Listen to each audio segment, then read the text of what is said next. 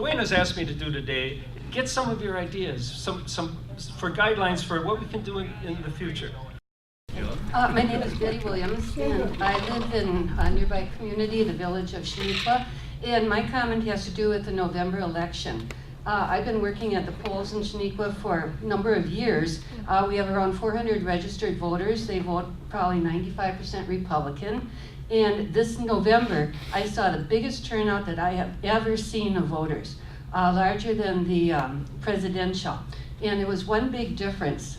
There was a woman there, an observer from the Republican Party. She had the election law book with her, but she also had a tablet, and she was recording the name of every single person that voted. And then she was electronically, of course, sending it somewhere. Wow. So I suspect what was going on was that somewhere they were comparing all these names of people who voted to a list and then calling or texting them. Now, we're talking about change, so I think what we need to do, since Walker won in large part because the Republicans got their base out on November 4th. We need to think about how we're getting our base out. And whether it's electronically or whatever we do, we need to do a better job of getting them to the polls on election day. For the handful of people in the room that don't know me, I'm Rob Hansen. I'm on the Greenfield School Board, which is not exactly a liberal area of our state. But 3 election cycles ago, we were able to put a liberal majority on our school board. And we've been able to maintain that for the last 3 election cycles, but by kind of going into each election cycle and already determining what their issue is going to be, so we're able to answer that directly and do that in a way where we get them on our side. Because usually what the conservatives in our community are concerned about are what the taxes are going to be. So if you ask them exactly what are these things that are happening in Madison are going to cost you on your property taxes or whatever, they start thinking about it, and all of a sudden we have a liberal majority on our school board. And it kind of goes by the idea that on a personal level we all kind of have the same goal in mind, which is achieving better life for ourselves and for our family. We just have different ideas of how to get there. So knowing what their ideas are going to be and learning how to work with them in those ideas is how you get things done. And we've been able to do a lot for our school district because of that. And it's working across lines with libertarians and conservatives that are on the board all the time. And we get them on our side on a lot of things by doing that. So I wanted to tell you, I'll save the cheers for when I'm done here. What I do on Wednesdays is something I want you all to join me in, and I think you can do it pretty easily, and that is, I don't spend money on Wednesdays. I call it Worker Wednesday. You know, we're all in this economy together, and there's a statement, my spending is your income, and it applies to everybody. Not only when I spend my money at the local grocer, that's his income and so on, but when I spend it at a big box store, that goes up to the CEO and so on. So Dunkin' Donuts. Yeah, Dunkin' Donuts. We meet on Wednesday morning at Dunkin' Donuts. I bring my own coffee.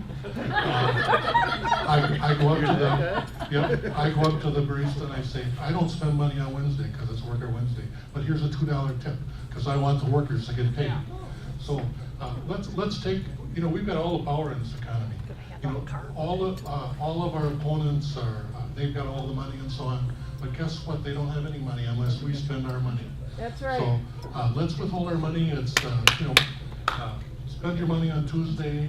I don't care, but let's make a point on Wednesday to send it along, not only to the CEO if it ever gets up that high, but to the people who work with us in this economy.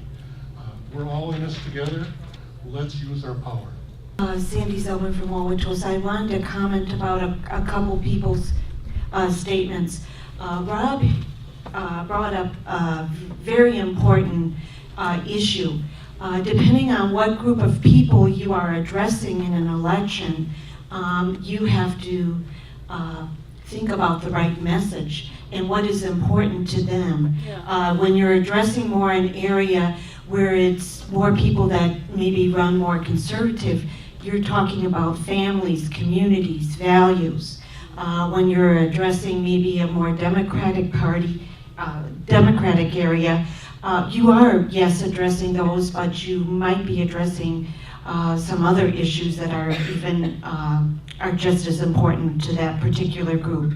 The other thing, the woman that mentioned about a more rural county, I believe, and where they were actually taking down on tablets the names, if I understood that right. In our community, I heard from neighbors that Republicans were going around with tablets and iPhones doing doors.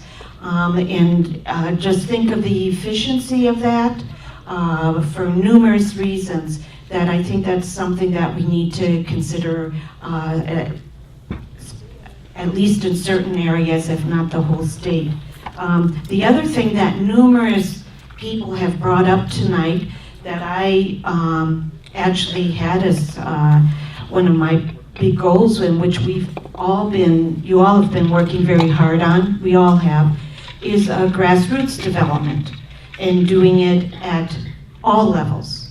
But I feel that we do need to start at each individual city or town or village, and then go to the county and then the state. If we don't have it together at the smaller areas, we're not going to be able to build it higher up. Also, what was brought up tonight was messaging. We definitely need work on our messaging. Some of us that are here have been at an in-service by Scott Witkoff. If you went to that, you would know, besides the fact what happened with the election. Another thing that was brought up that I also had on my list was developing our youth and starting again at the local level, the very local, then the county and the state.